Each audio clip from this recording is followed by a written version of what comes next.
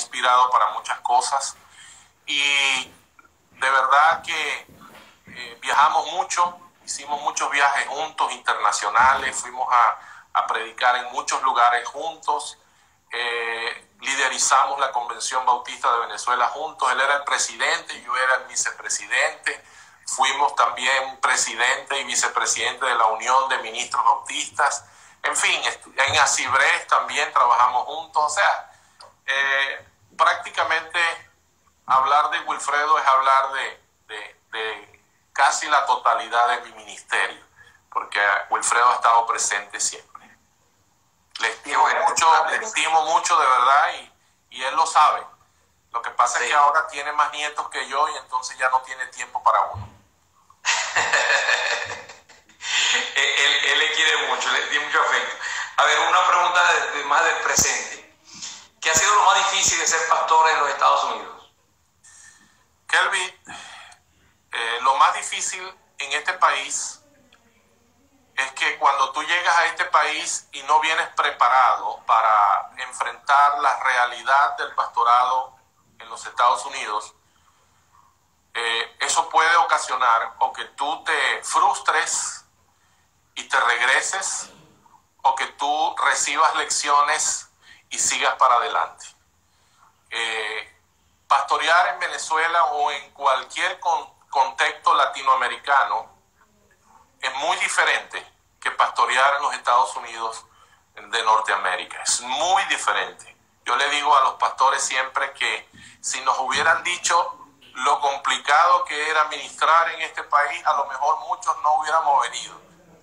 Pero gracias al Señor hemos podido aprender, hemos podido profundizar en estrategias que nos han permitido ser más efectivos y más eficientes en el ministerio en este país. Yo creo que lo más difícil que hay en este país para un pastor es que el pastor en este país tiene que venir con la idea bien clara en su mente y en su corazón, que la prioridad de la gente que se ha venido a vivir a este país no es Dios. Ellos no vienen a buscar a Dios, ellos no vienen a buscar iglesias, ellos vienen a trabajar, ellos vienen a producir dinero para enviar a sus familiares. Por lo tanto, es una gran lucha, es una gran presión que el pastor debe mantener con las familias hispanas para que no se alejen de la iglesia, para que siempre estén buscando al Señor, para que reconozcan que sin Dios nada pueden hacer en este país. Yo le digo a los pastores amigos, como el pastor Wilfredo, por ejemplo, le digo: Wilfredo, si nosotros trabajáramos allá en Venezuela lo que trabajáramos aquí, tuviéramos iglesias de 10,000 personas. Porque en Venezuela es como ese campo fértil, que tú tiras la semilla y no tienes que ni siquiera enterrarla ni regarla, sino que inmediatamente tú ves que germina y produce fruto abundante con rapidez. Aquí en los Estados Unidos tú tienes que trabajar el doble, el triple para ver el fruto. En Venezuela tú puedes ir a visitar a una familia, a evangelizar a una familia y te reciben con agrado, te abren la puerta, te brindan café, te invitan a comer, no quieren que te vayas de su casa. Aquí es distinto. Aquí el estilo de vida hace que la gente, incluso que viene de nuestros países, mantenga una rigidez y un celo pero muy especial por cuidar cada minuto de su tiempo. Y si tú llegas a una casa y no avisas que vas a ir, es muy raro que te puedan abrir la puerta, a pesar de que estén adentro. Aquí todo tiene que ser por cita. Tú tienes que avisar que vas a visitar a alguien, que vas a ir a un lugar, y eso definitivamente cambia por completo el concepto o la filosofía ministerial que traemos de Venezuela. Qué bueno que hayas aclarado esa diferencia, porque esa era la siguiente pregunta. Qué bueno.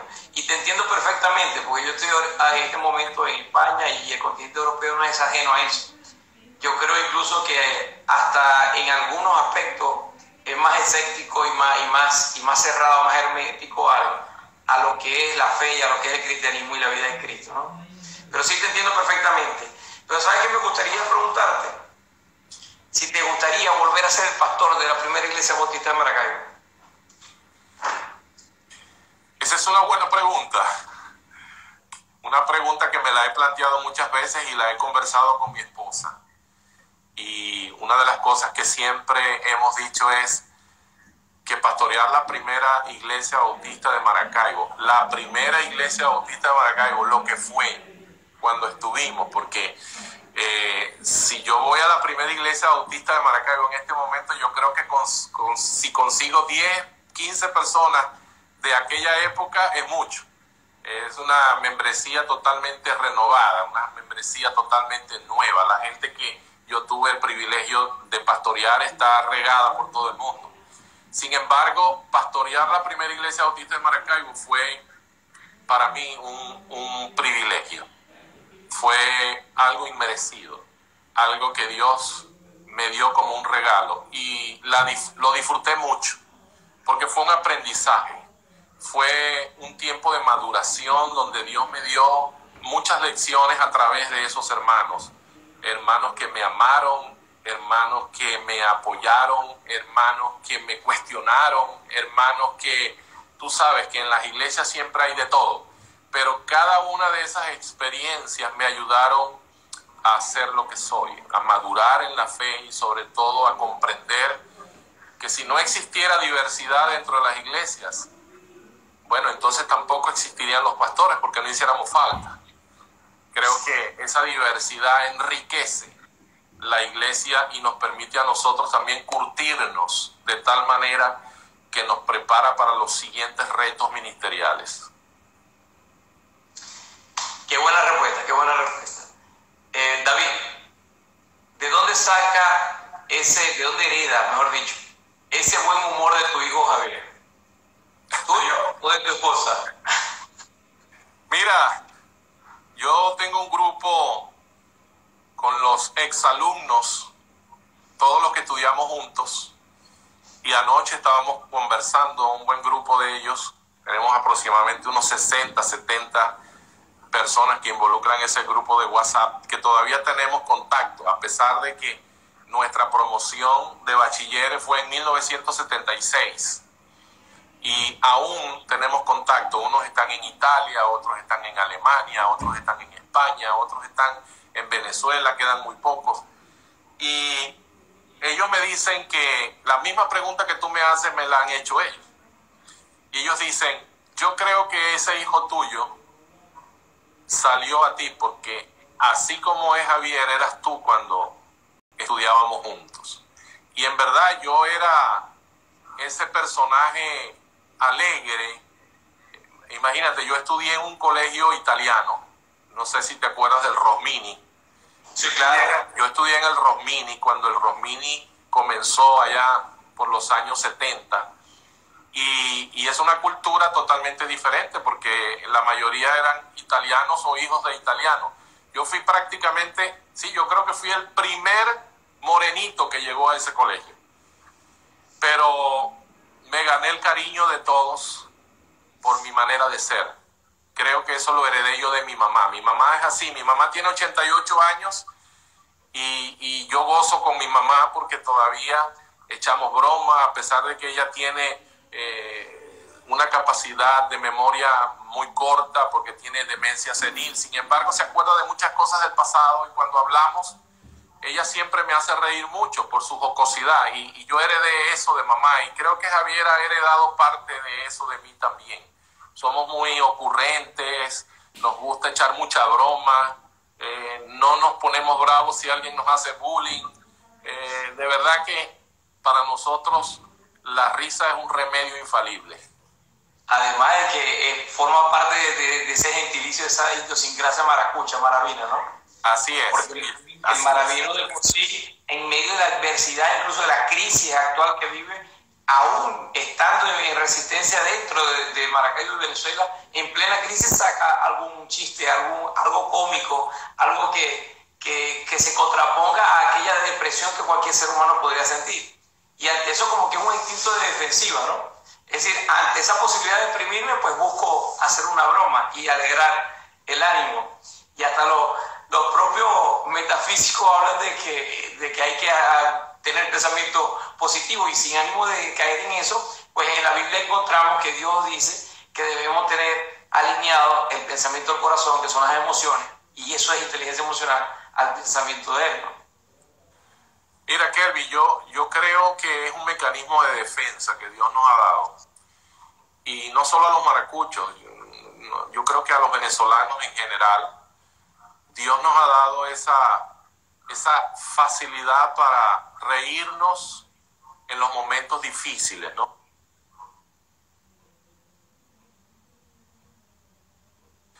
Que lo que dice el Salmo, lo que dice el proverbio, perdón, es una realidad, que el espíritu triste seca los huesos. Y mientras que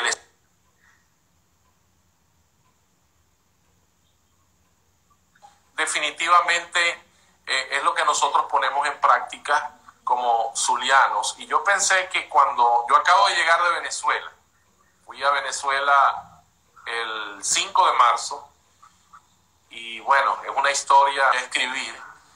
El 5 de marzo llegamos a Maracaibo y yo dije, no, voy a encontrar un maravino totalmente frustrado, traumatizado, triste.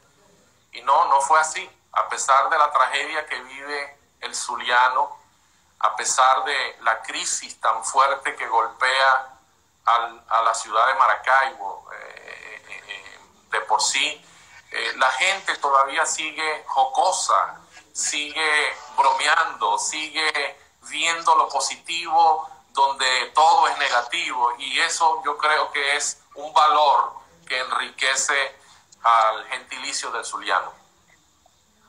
Sí, efectivamente. Para los que no lo conocen, pues estamos hablando y conversando con el pastor David Romero, pastor principal de la primera iglesia bautista de Maracaibo por muchos años, actualmente pastor en Alabama, nos comentaba, ¿no? Montgomery, Alabama.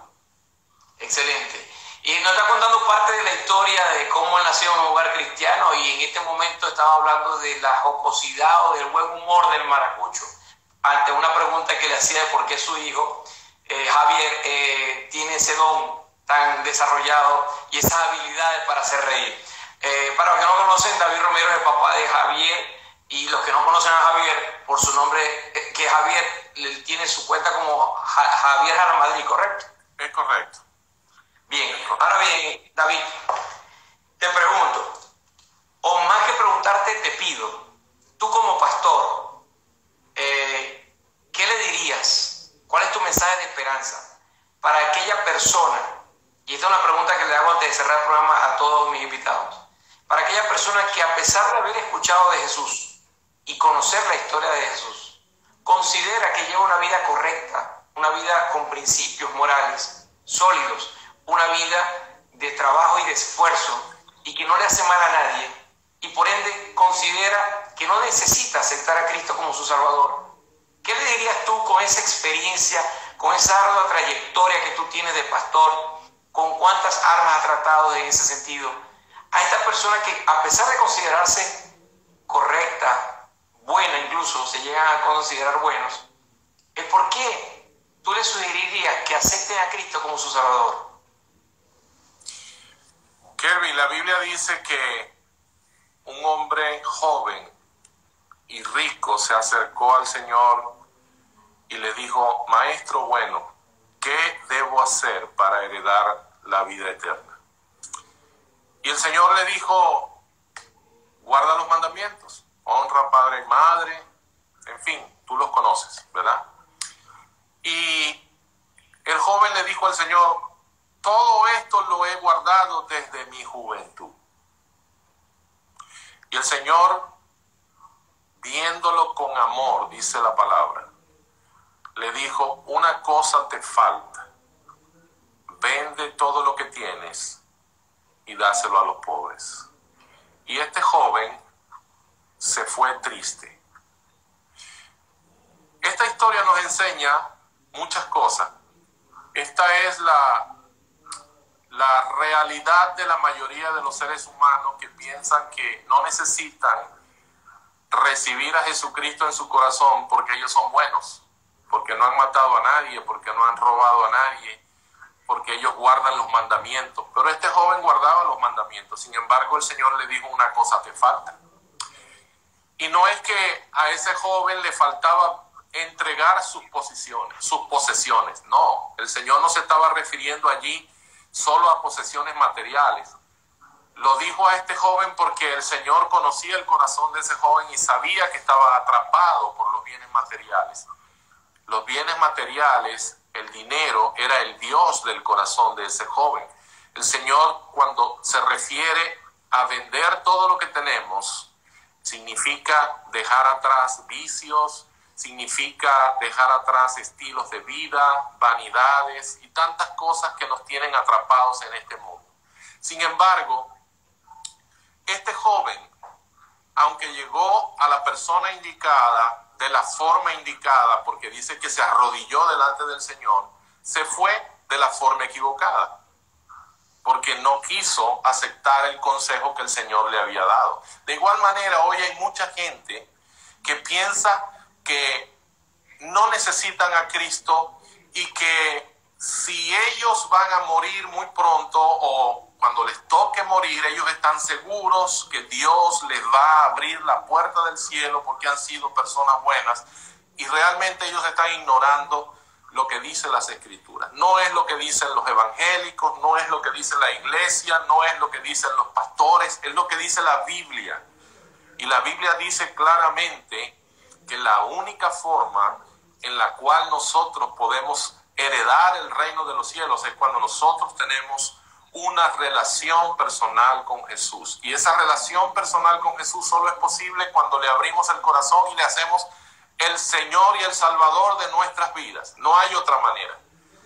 Sin embargo, la gente sigue dudando esto y siguen apostando a la bondad de Dios y que Dios es un Dios de amor y Dios no va a mandar a nadie al infierno, pero se olvidan que Dios es un Dios justo, que Dios hace justicia, que Dios cumple sus promesas y que Dios no se puede negar a sí mismo.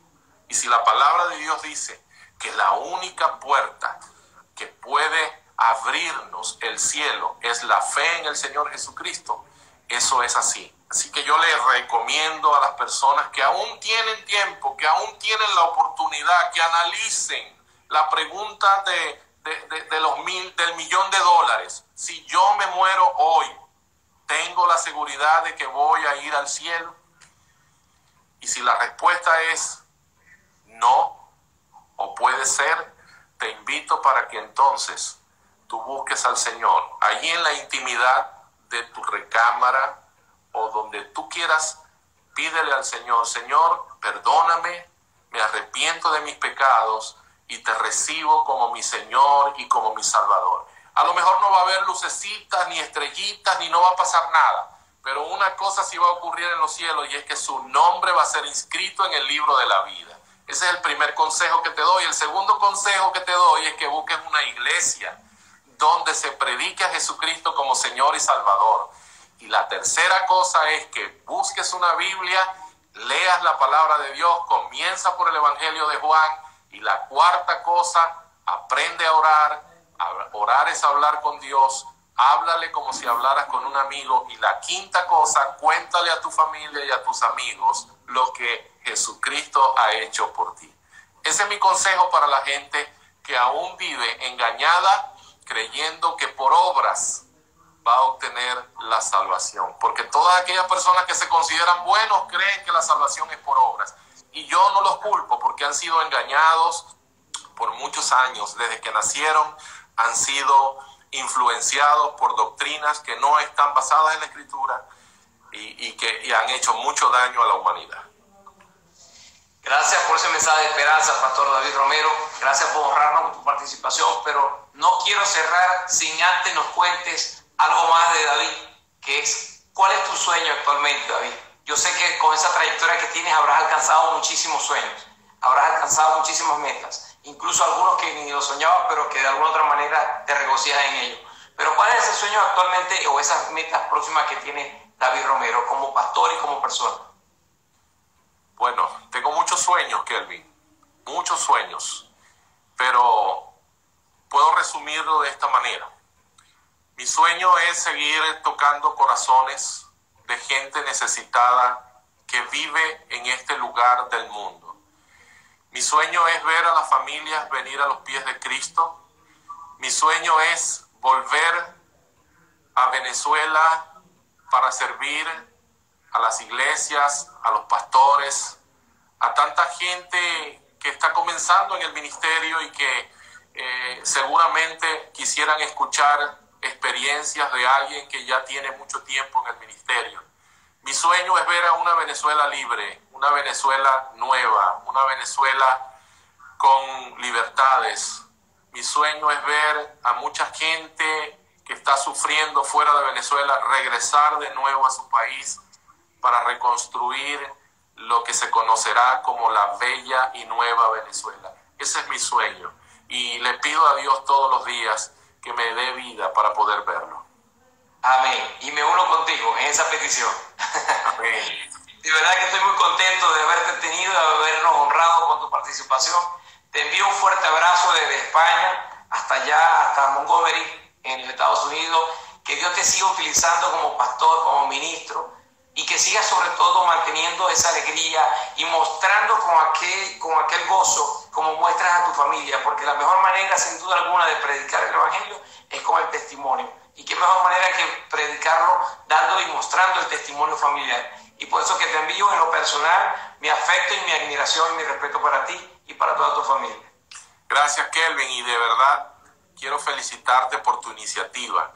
Esto que estás haciendo no es algo muy común, que personas como tú, con tu juventud, con tu profesionalismo, dediquen estos espacios para difundir de alguna manera la vida de los pastores, pero también para difundir el evangelio, porque sé que estas transmisiones están llegando a muchos lugares del mundo y son de gran bendición para mucha gente. Para mí lo han sido, las he visto casi todas y de verdad que me complace mucho lo que estás haciendo. Te animo que sigas brillando para el Señor, que sigas adelante, que Dios te va a dar grandes y grandes recompensas y premios por todo esto. Amén, mi pastor, amén. Gracias por esas palabras que viniendo suyo pues me honran bastante. Que toda la gloria sea para nuestro Señor. Amén. Un fuerte abrazo, pastor. Se le quiere. Dios les bendiga.